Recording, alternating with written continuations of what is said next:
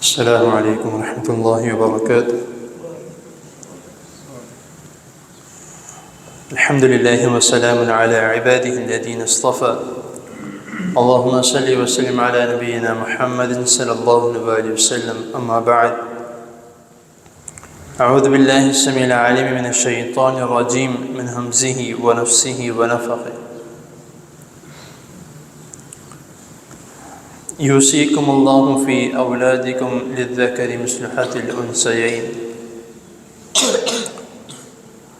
صدق اللہ العظیم۔ حضرات محترم، وراثت کے احکام و مسائل آپ کے سامنے اختصار کے ساتھ بیان کیے جا رہے ہیں، اور میں پہلے بھی کئی مرتبہ یہ کہہ چکا ہوں کہ ضروری نہیں کہ ان مسائل کا علم صرف اور صرف علماء کو ہو، جبکہ حضرت عمر رضی اللہ تعالی عنہ اور صحابہ کرام رضی اللہ تعالی عنہم کی قول اور ان کی بتائی ہوئی باتیں اور جو وہ نبی کریم صلی اللہ علیہ وسلم سے بیان کرتے ہیں، ان سے ہمیں یہ سبق ملتا ہے کہ صحابہ کرام رضی اللہ تعالی عنہم وراثت کے مسائل بھی ایسے یاد کیا کرتے تھے جیسے قرآن مجید یاد کر رہے ہیں، اور اس کو سمجھا کرتے تھے، کیونکہ یہ وہ مسائل ہیں جس کی ضرورت ہر گھر میں ہوتی ہے۔ تو حضرت عمر رضی اللہ تعالی عنہ کا ایک قول ہے، وہ کہتے ہیں کہ جو وراثت کے مسائل ہیں یہ فرض کفایہ کی طرح ہے، کہ گھر میں ایک شخص ایسا لازمی ہونا چاہیے جس کو ان مسائل کا اچھے طریقے سے علم ہو۔ تو ان مسائل کو ہم یہ کہتے ہیں کہ بہت ہی مشکل ہے، یا اگر اس کے مطابق چلیں تو ہم کئی لوگ جو ہیں وہ رہ جاتے ہیں، یا وراثت ان میں صحیح طرح سے تقسیم نہیں ہوتی، نعوذ باللہ۔ جبکہ اللہ رب العزت نے قرآن مجید میں، نبی کریم صلی اللہ علیہ وسلم نے احادیث میں اتنی تفصیل کے ساتھ آپ دیکھ سکتے ہیں کہ قرآن مجید میں نماز کا حکم ہے، اور کئی جگہوں پہ جو ہے وہ اللہ تعالیٰ نے نماز کا حکم دیا، اقیم الصلاۃ، اقام الصلاۃ، لیکن اللہ تعالیٰ نے اس کا طریقہ کار جو ہے وہ نہیں بتایا۔ وہ طریقہ کار نبی کریم صلی اللہ علیہ وسلم نے ہمیں کر کے دکھایا، صلوا کما رأیتمونی اصلی۔ لیکن اللہ رب العزت نے وراثت کے احکامات کا حکم بھی دیا اور آگے بتا بھی دیا اس کو تقسیم کس طرح کرنا ہے، اور صرف بتایا ہی نہیں بلکہ اس کو تفصیلاً اللہ تعالیٰ نے بیان کر دیا۔ لیکن اگر ہم تب بھی اپنا دماغ لڑا کے کہیں کہ نہیں اس کو اگر ایسے کر دیں، اس کو اتنا دے دیں، اس کو اتنا دے دیں تو بہت بہتر ہو جائے گا، وہ بھی خوش ہو جائے گا، یہ بھی خوش ہو جائے گا، اس میں اللہ تعالیٰ نے خوش کرنے کا حکم نہیں دیا۔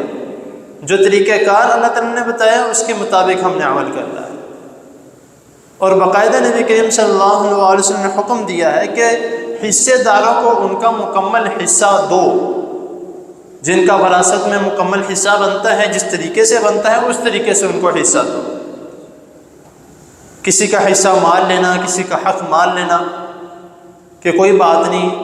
مسئلہ تو کوئی نہیں ہے، اگر بیٹیوں کو نہ دیں گے بیٹی کو وہاں سے بھی مل جائے گا، بیٹی کو یہاں سے بھی مل جائے گا، اگر ایک طرف سے نہ بھی دیں گے تو مسئلہ کوئی نہیں ہے، اس کی قیامت والے دن پوچھ ہوگی۔ اور وہ حق جو ہے جو دنیا میں مارا ہوگا ویسے ہی کہہ کے کہ کچھ نہیں ہوتا، تو اس حق کو جو ہے وہ قیامت کے دن اپنی نیکیوں سے پورا کرنا پڑے گا۔ تو اللہ تعالیٰ نے سورۃ النساء کی آیت نمبر 11 میں 12 میں ان دو آیات میں اللہ تعالیٰ نے، اور سورۃ المائدہ کی آخری آیت میں اللہ تعالیٰ نے مختصر لیکن جامع انداز سے اس کے متعلق، اس کی تقسیم کے متعلق بتایا ہے۔ میں تھوڑا کر کے 1-2 دن میں انشاءاللہ تعالیٰ اس کو مکمل کروں گا، کہ سب سے پہلے تو اللہ تعالیٰ نے اولاد کے متعلق حکم دیا ہے کہ یوصیکم اللہ فی اولادکم للذکر مثل حظ الانثیین فإن كن نساء فوق اثنتين فلهن الثلث ما ترك، کہ اللہ تعالیٰ نے سب سے پہلے اس میں حکم جو دیا ہے کہ اللہ تعالیٰ فرما رہے ہیں کہ تمہاری اولاد کے بارے میں حکم کرتے ہیں کہ تمہارا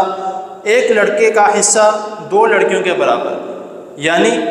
اگر ایک لڑکی جو ہے اس کے لیے آدھا ہے، یعنی کہ نصف یا ایک حصہ اس کو کہہ لیں،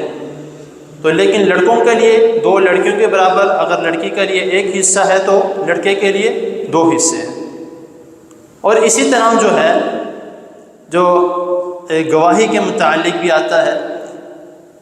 کہ اگر ایک مرد ہے تو گواہی دینے کے لیے 2 عورتیں ہوں گی تو ایک مرد کے برابر ہوگی۔ یہاں پہ بھی وہی طریقہ کار ہے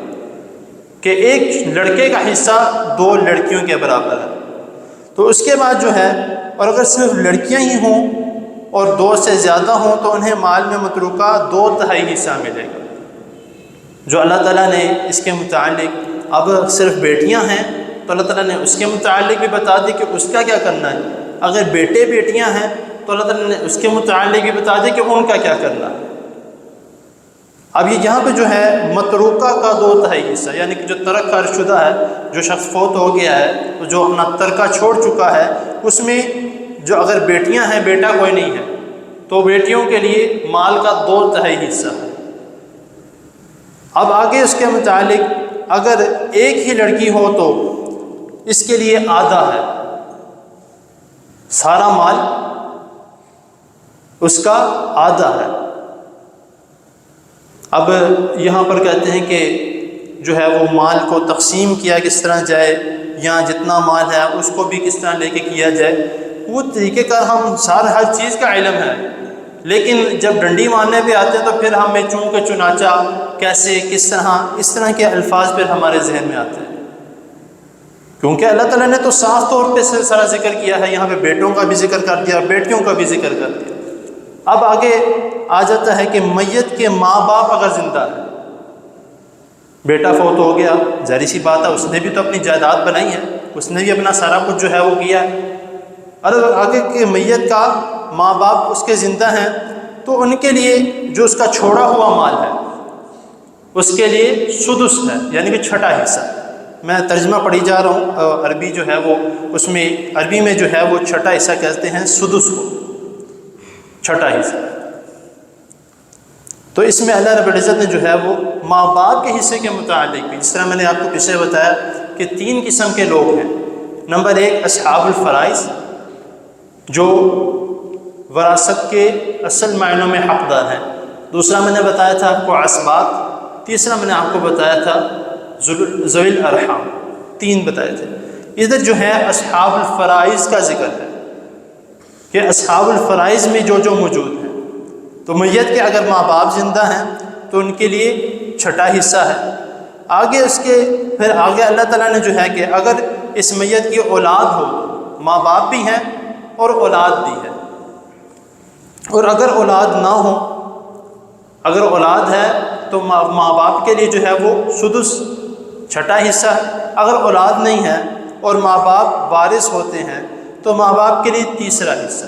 سلس، تیسرا کہتے ہیں عربی زبان میں سلس یا ثلاثہ، آپ سب نے پڑھا ہوگا اس کے متعلق بھی۔ تو پھر ماں باپ کے لیے اگر اولاد کوئی نہ ہو، یہ تب ہے ماں باپ کے لیے تمام مال میں سے جتنا وہ ترکہ چھوڑ کے گیا ہے اس میں سے ماں باپ کے لیے تیسرا حصہ ہے۔ ہاں اگر میت کے بھائی ہیں، آگے بھائیوں کا ذکر بھی آ گیا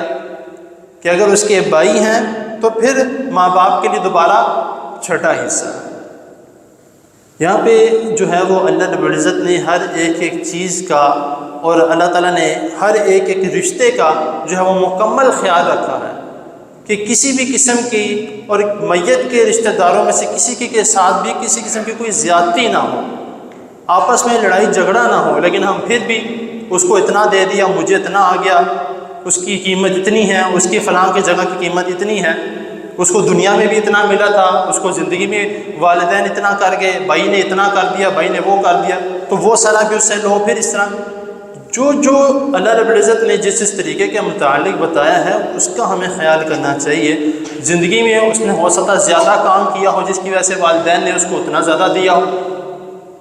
کیونکہ جس طرح میں نے پہلے آپ کو بتایا کہ ایک تنخواہ پہ بھی ڈپینڈ کرتا ہے، ایک کام پہ بھی ڈپینڈ کرتا ہے کہ وہ کام کتنا کرتا ہے، 2 سال پہلے وہ ہے وہ کام میں چلا گیا تو اس کو اس کے حساب سے جو ہے وہ والدین نے اجرت دی، یا اس نے اپنے اس حساب سے جو ہے اس نے کما لیا.